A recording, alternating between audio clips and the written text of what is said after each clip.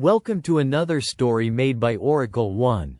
The Park of Silence. The dawn sky was a pale canvas brushed faintly with strokes of lavender and rose as Mira stepped cautiously onto the dew-kissed grass of Crescent Park.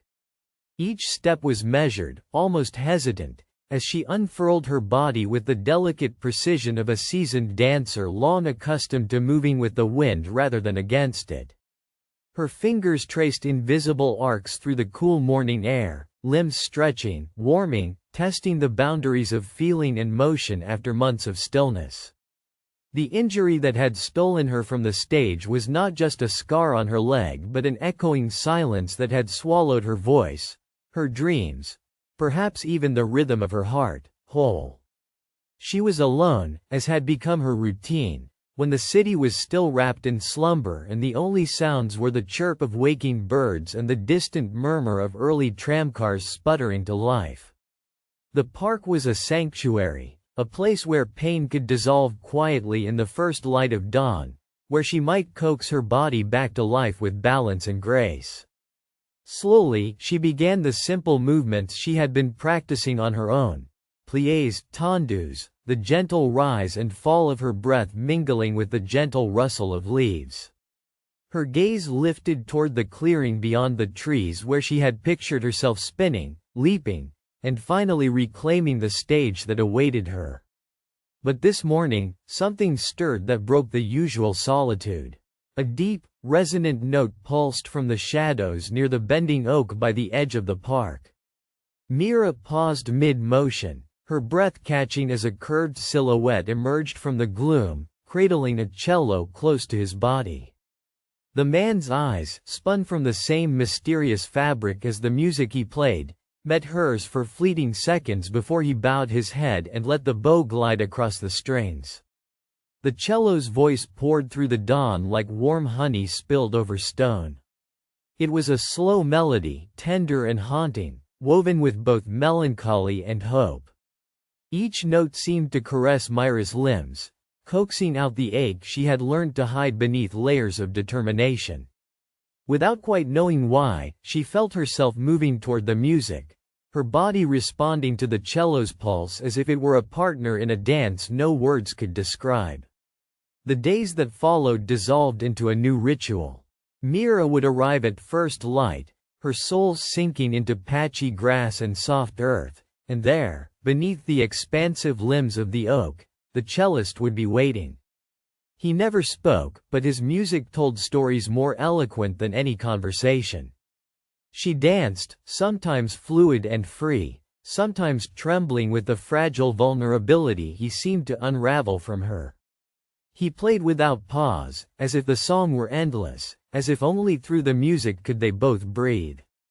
Curiosity bloomed in Mira's heart like a secret flower. One morning, armed with a courage she hadn't expected, she approached the musician during a brief pause between melodies. He was younger than she had imagined, with kind eyes shadowed by a mop of unruly dark hair.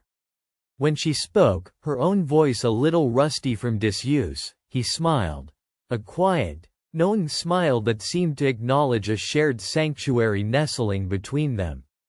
"My name is Mira," she said softly. "I've never heard someone play like this."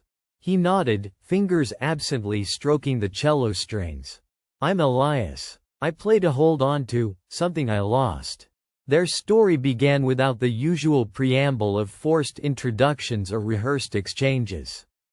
Instead, mornings in the park became a choreography of harmonies. Her body synced to his strings in a silent dialogue woven through movement and melody. With each day, the space between them shortened, bridged by the music and dance that neither dared speak of fully but both deeply understood. Mira revealed the story behind her injury one chilly morning when the sun was still low and the air held the promise of spring. She told him about the audition that had gone wrong, a twist of fate that crushed her leg and, for a time, her spirit. He listened, eyes fixed on the horizon beyond the tree line, the cello resting silently against his knee. "I never thought I'd dance again," she admitted. "But your music, it's like it pulls me out of the shadow I was trapped in." Elias's fingers found the bow again, and a soft melody spilled forth, one of yearning, of rebirth, a lullaby for dreams deferred. And, in the gentle arcing notes, Mira found herself surrendering to the hope that had been buried deep beneath scars and silence. Their connection deepened beyond the dance of strings and limbs to the small things. Shared cups of steaming tea by the park bench after practice. Quiet conversations as the city woke around them. Glances laden with the unsaid that only hearts brave enough to listen could hear. Elias spoke of his own loss, an injury to his right hand, a devastating twist of a car accident that had shattered more than just bones. Where Mira thought her story was the end of everything, Elias's held a quiet admission that sometimes loss was only the beginning. One morning, beneath the aging oak where they had first met, Mira asked Elias to teach her about the cello, to help her understand the language that had rekindled her spirit. They spent hours with the bow in her hand, tentative notes stumbling out, laughter breaking the remnants of fear that had shadowed her steps. Meanwhile, Elias watched her with a tenderness that made the world around them soften. Weeks bled into months, and the park transformed from a place of silence to a vibrant theater where every movement and every sound narrated their shared healing. Myra's body grew stronger, her dance more fluid, the shadows of her injury shrinking with every note and step. One particularly luminous morning, as the early sun spilled gold across a sky washed clean of clouds, Elias lifted his bow for a final song. The music swelled and rose, faltering only once as Mira took her place beside him, barefoot on the grass. The tension in her calf finally surrendered to the stretch and strength she had reclaimed. She began to dance, her movements no longer constrained by pain but filled with the full bloom of resilience and grace.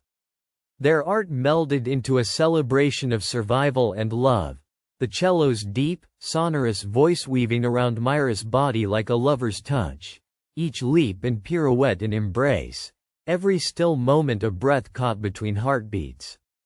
It was as if the park itself held its breath, watching their story unfurl with a kinship only nature could offer. Later, when the last note trembled into silence, Mira stepped to Elias and took his hand, her smile radiant with a light that had returned after a long hibernation. "Thank you. For never stopping," she whispered. "For being here." He squeezed her hand gently, eyes shining with a quiet vow. "I could never stop. Not if it meant losing you." The seasons turned, and with the changing colors of the park, their relationship blossomed into something beyond friendship, beyond music and dance. A deep, abiding love born from shared pain and nurtured by mutual hope. The scars they carried remained, but they no longer defined who they were. Together, in the park at dawn, they had found a language of silence spoken in the poetry of strings and limbs, a promise that no injury, no loss, could sever the fragile threads of the heart. Years later, Mira would return to stages far beyond the park, but never without the sound of a cello ringing in her memory and the knowledge that true healing had been found in the unlikeliest of places, the quiet dawn, a park bathed in light, and the endless music of a man who never stopped playing. For more stories, like and subscribe.